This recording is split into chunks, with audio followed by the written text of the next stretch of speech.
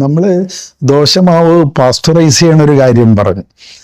Pasteurise ചെയ്യുക എന്ന് പറഞ്ഞാൽ ഒരു ഭക്ഷ്യവസ്തുക്കളിലുള്ള രോഗാണുക്കളെ നശിപ്പിക്കുക, കൊല്ലുക എന്നുള്ളതാണ് പാസ്ചറൈസേഷൻ കൊണ്ട് ഉദ്ദേശിക്കുന്നത്.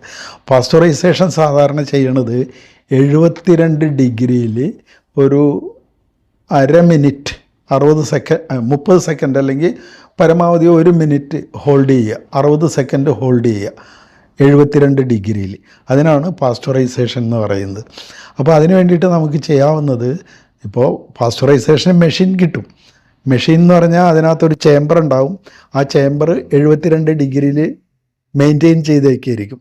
ആ ചേമ്പറിൽ കൂടി ഈ ബാറ്റർ ഒഴുകിപ്പോകും. അങ്ങനെ ഒഴുകിപ്പോകുമ്പോൾ ഒരു നിശ്ചിത സാമ്പിൾ അതിൽ കൂടി ഒഴുകി പുറത്തേക്ക് വരാൻ ഈ പറഞ്ഞ 1 മിനിറ്റ് അല്ലെങ്കിൽ 60 സെക്കൻഡ് എടുക്കും. അപ്പോൾ ആ സമയം കൊണ്ട് ഈ ബാറ്റർ 72 ഡിഗ്രി അറ്റൈൻ ചെയ്ത് അതിനകത്തുള്ള രോഗാണുക്കളെയൊക്കെ കൊല്ലും. നല്ലൊരു ശതമാനം അണുജീവികളും ചത്തുപോകും.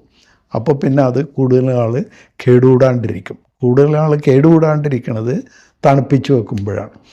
മുമ്പ് സൂചിപ്പിച്ച പോലെ ഫ്രിഡ്ജിൽ ഒരു 2 ഡിഗ്രി മുതൽ ഒരു 4-5 ഡിഗ്രി വരെയുള്ള ടെമ്പറേച്ചറിൽ സൂക്ഷിച്ച് വെച്ചാൽ അത് കേടുകൂടാണ്ട് 1 മാസമോ 2 മാസമോ ഇരുന്നോളും.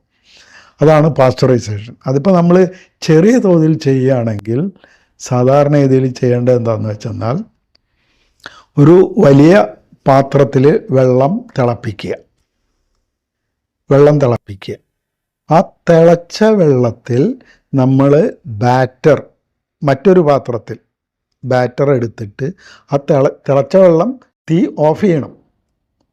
എന്നിട്ട് തിളച്ച വെള്ളത്തിലേക്ക് ഈ വേറൊരു പാത്രത്തിൽ, വേറൊരു സ്റ്റെയിൻലെസ് സ്റ്റീൽ വലിയ ഡബ്ബേ പോണിയ അങ്ങനെ എന്തെങ്കിലും ഒരു പാത്രത്തിൽ ബാറ്റർ എടുത്തിട്ട് ആ ബാറ്ററി തിളച്ച വെള്ളത്തിൽ ഇറക്കി വെക്കുക. നല്ലവണ്ണം സ്റ്റെർ ചെയ്യുക, ഇളക്കി കൊടുക്കുമ്പോൾ ശ്രദ്ധിക്കേണ്ടത്, ഈ ബാറ്ററിൻ്റെ ടെമ്പറേച്ചർ പതുക്കെ പൊങ്ങി വരും. ഒരു തെർമോമീറ്റർ വെച്ച് നോക്കിയാൽ ബാറ്ററിൻ്റെ ടെമ്പറേച്ചർ നമുക്ക് എത്രയാണ് പൊങ്ങി വരുന്നതെന്ന് കാണാൻ പറ്റും.